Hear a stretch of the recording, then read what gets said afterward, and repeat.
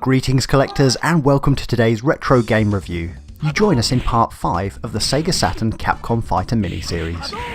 In the last episode, we saw how Street Fighter 02 set a new benchmark for Capcom fighters on the Sega Saturn. It was a well-received title and put Street Fighter very much on the agenda as top dog in the fighting genre. Something had been bubbling away in the background though, a game we came to know as Darkstalkers 2 here in the West, but Vampire Hunter Darkstalkers Revenge in Japan. This is a game that took some time to get any traction outside of Japan, although I'm pleased to report that it is now much wider known today. There is a story to Darkstalkers mainly revolving around the Vampire Lord and a group of monsters that must defend Earth from the invading dark forces. As you might expect, it's all just a good excuse to have a good old-fashioned dust-up with monsters. Out of the box, there are 14 playable characters. The cast is really varied from Felicia the Cat Lady, Sasquatch, to various werewolf and Frankenstein's monster-style characters. Perhaps the best known character though is the Succubus Morrigan.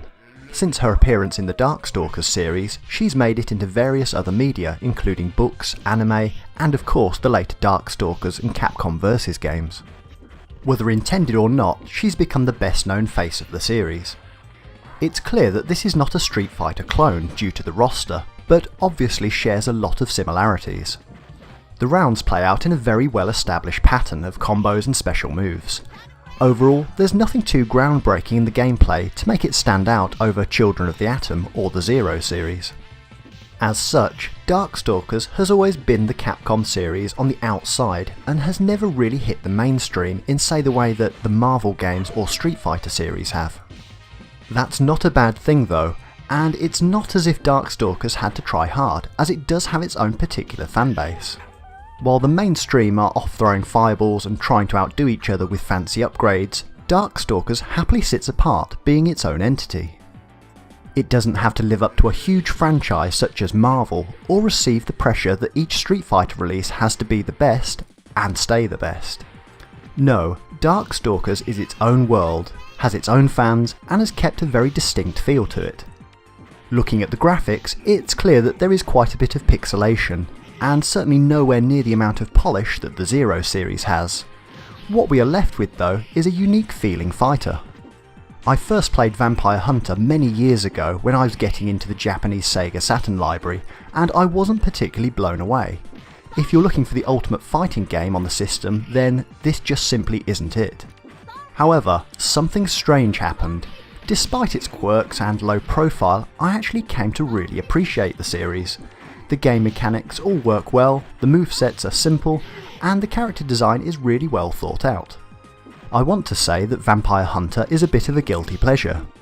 I know it's not the best fighter, but I'm going to enjoy it anyway. It was only years later, when compilations of the Darkstalkers series were released in Europe and North America, did the game really hit not exactly the big time, but at least big to those who wanted to experience it.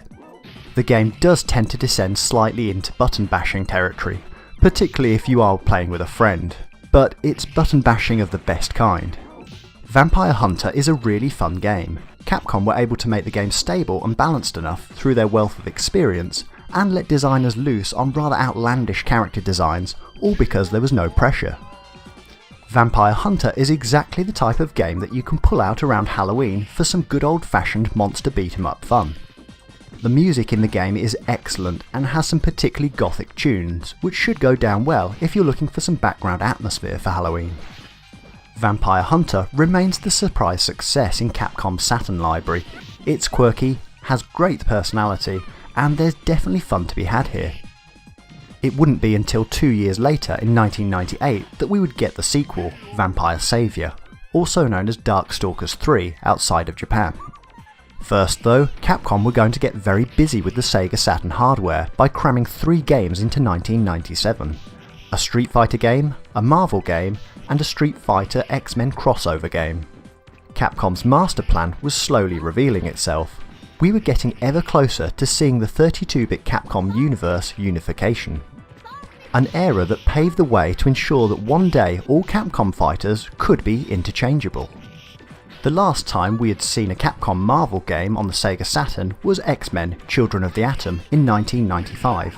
Things were about to widen from the X-Men though, into Marvel's wider catalogue in the legendary Marvel Superheroes game. Join me in the next episode as we take a look at perhaps one of the most important games for Capcom on the Sega Saturn in Marvel Superheroes.